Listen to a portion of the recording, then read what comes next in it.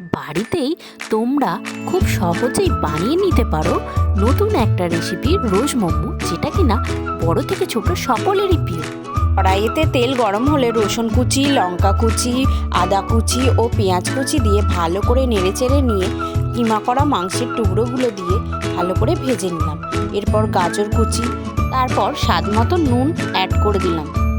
সাথে সাথেই বাঁধাকপি দিয়ে ভালো করে ভেজে নিয়ে গোলমরিচ গুঁড়ো দিয়ে দিলাম। মিক্সিতে টমেটোর পেস্ট বানিয়ে সেই পেস্ট দিয়ে ময়দাটাকে মেখে নিলাম নুন ও সাদা তেল দিয়ে 5 মিনিটের জন্য রেস্টে রেখে দিয়েছিলাম।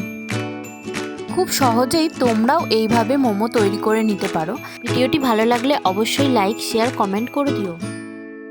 বেশ কিছুটা সর্ষের তেল দিয়ে ব্রাশ করে মোমোগুলোকে 10 মিনিটের জন্য স্টিম করে নিলেই তৈরি হয়ে যাবে রোজ মোমো।